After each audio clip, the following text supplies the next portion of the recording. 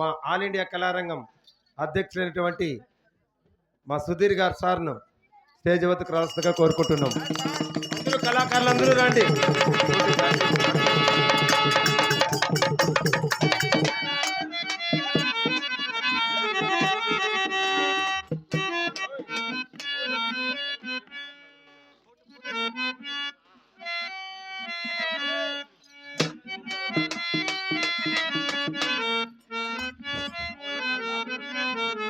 మనకోసమే సమయాన్ని హెచ్చించి రాత్రి రేయంత ప్రోగ్రాం చేసి గుంటూరు నుంచి మనము కబురు చెప్పగానే మన ఆహ్వానాన్ని మన్నించి గుంటూరు నుంచి రాత్రి పొగలు ప్రయాణం చేసి మన గ్రామానికి చేసిన మన ఆల్ ఇండియా కళారంగం అధ్యక్షులు గౌరవనీయులు పెద్దలు పేరు సుధీర్ సార్ గారు ఇక్కడికి వచ్చేసారు. వారికి కూడా సన్మాన కార్యక్రమం.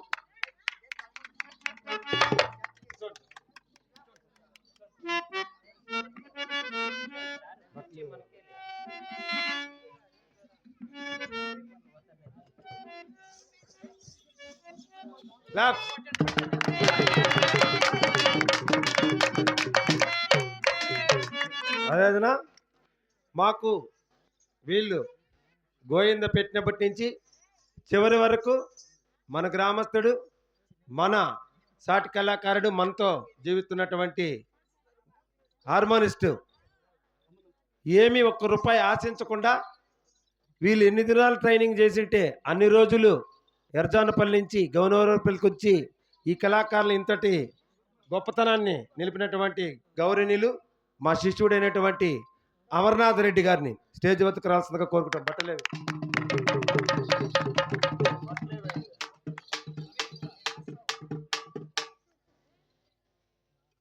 పోలారు మీకు కూర్చో చాలా వేదే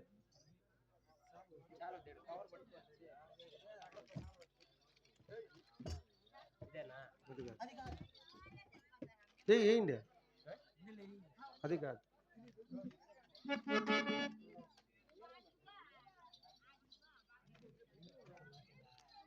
ఇంత కార్యక్రమము దాదాపు అంటే 2-3 గురువులు అయిపోయినారు. చివరిగా మా గ్రామానికి వచ్చి నన్ను పిలుచుకొని వచ్చి అంతకు ముందు నుంచి కూడా ఎన్నో రోజులు ఒక్క రూపాయి ఆశించకుండా మన గ్రామస్తులు, మన కళాకారులు కూడా ఇక మన గ్రామంలో కూడా కళ అనేది ఇంప్రూవ్ కావాలనే ఉద్దేశంతో మా శిష్యుడు చెంచునాటకంలో నరసింహస్వామి పాత్ర చేస్తాడు. అదే విధంగా ఇప్పుడిప్పుడే హార్మోనియం కూడా నేర్చుకున్నాడు. ఇక ఈ కళను ఇంత అభిమానం చేసినటువంటి మన అమర్నాథ్ రెడ్డి గారికి కూడా మన అందరి తరపున, కళాకారుల తరపున ధన్యవాదాలు తెలుపుకుంటున్నాం.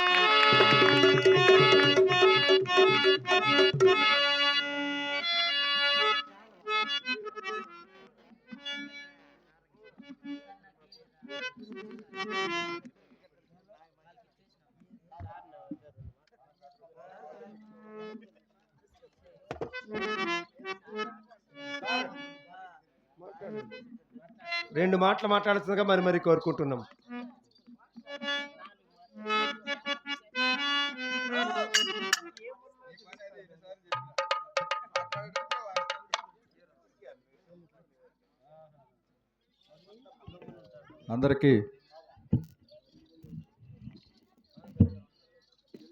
అందరికీ నమస్కారం.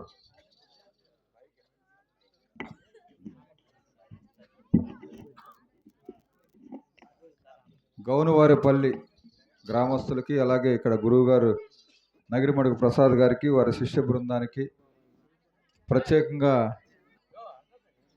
ధన్యవాదాలు తెలియజేస్తున్నాను. ఎందుకంటే గురువు గారి దగ్గర నేర్చుకున్న వాళ్ళు ఎవరు కూడా వృధాగా పోలేదు. ఆయన చెయ్యి, ఆయన వాక్కు అలా అందరికీ ఉపయోగపడుతుంది కనుక దాదాపు ఈ ఏరియాలో, మదనపల్లి ఏరియాలో నాకు తెలిసి ఒక 2-3 వేల మంది ఉంటారేమో అనుకుంటున్నాను ఆయన శిష్యులు.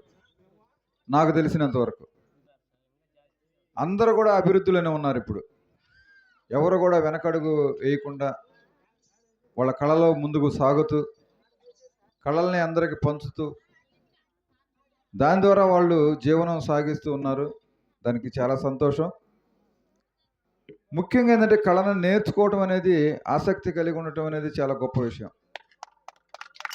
చాలామంది అంటారు వీడికేమొచ్చు, వాళ్ళకేమొచ్చు, అసలు మనకేమన్నా వచ్చా? ఎదుటి వాళ్ళని మనం హేళన చేసే ముందు అసలు మనకేమొచ్చు? ఇప్పుడు మీరు ఇంతమంది ఉన్నారు. వాళ్ళు 10 మంది ఇక్కడ నిలబడి మీ అందరికీ వాళ్ళ దగ్గర ఉన్న కళని ప్రదర్శించడానికి వాళ్ళు ఒక నెల, 2 నెలలు కష్టపడి డబ్బులు ఖర్చు పెట్టుకొని, టయాన్ని వెచ్చించి, ఒక గురువుల్ని తీసుకొచ్చుకొని నేర్చుకొని ఇక్కడ ప్రదర్శిస్తుంటే, మనం అక్కడ ఉండేసి అబ్బే! ఏం బాగలేదు అని వెళ్ళిపోయేవాళ్ళు ఉంటారు. వాళ్ళలో వాళ్ళు సనుక్కునేవాళ్ళు కూడా ఉంటారు. సరిగ్గా చేయట్లేదు, అది అట్ట చేయకూడదు, ఇది ఇట్లా చేయకూడదు.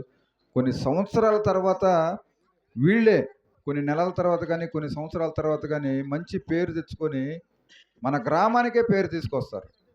ఈ 10 మంది కళాకారులు మన ఆంధ్ర రాష్ట్రంలో ఈ రాయలసీమ జిల్లాల్లో ఎక్కడ చిన్నమ్మ కథ ఉన్నా కూడా వీళ్ళు పలానా గౌనవారిపల్లి వాళ్ళు బాగా ఆడతారు, బాగుంటుంది వాళ్ళ టీం అని మన ఊరికే పేరు తెచ్చే స్థాయికి వాళ్ళు ఎదగాలని ఆ దేవుణ్ణి మనసారా కోరుకుంటున్నాను. మీరు కూడా సహకరించండి వాళ్ళకి. ఎందుకంటే ముఖ్యంగా వాళ్ళకి సహకరించాల్సింది ఎవరంటే వాళ్ళ భార్య, పిల్లలు.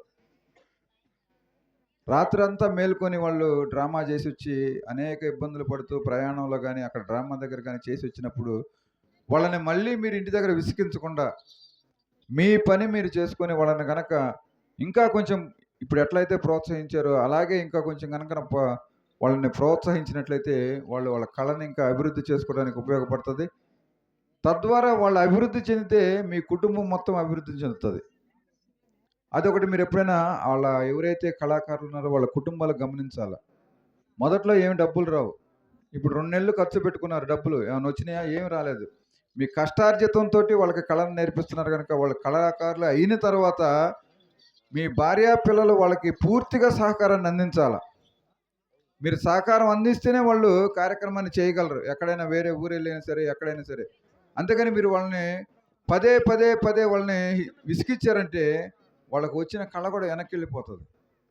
కాబట్టి మీ అందరికీ ఈ కళాకారులందరికీ కూడా ఆ చిన్నమ్మ తల్లి ఆశీస్సులు ఉండాలని, ఈ చిన్నమ్మ కథ ద్వారా మీ కుటుంబాలందరూ కూడా సుఖ సంతోషాలతో ఉండాలని మనస్ఫూర్తిగా కోరుకుంటూ, అలాగే గురువుగారు నగిరిమడుగు ప్రసాద్ గారు ఇలాంటి కళాకారులను ఎందరినో ఇంకా తయారు చేయడానికి ఆయనకి ఆ అమ్మవారు మంచి ఆరోగ్యాన్ని ఇవ్వాలని, ఇంకా ఎందరినో కళాకారుల్ని తయారు చేయడానికి వారికి దారి చూపాలని మనసారా కోరుకుంటూ సెలవు తీసుకుంటాం.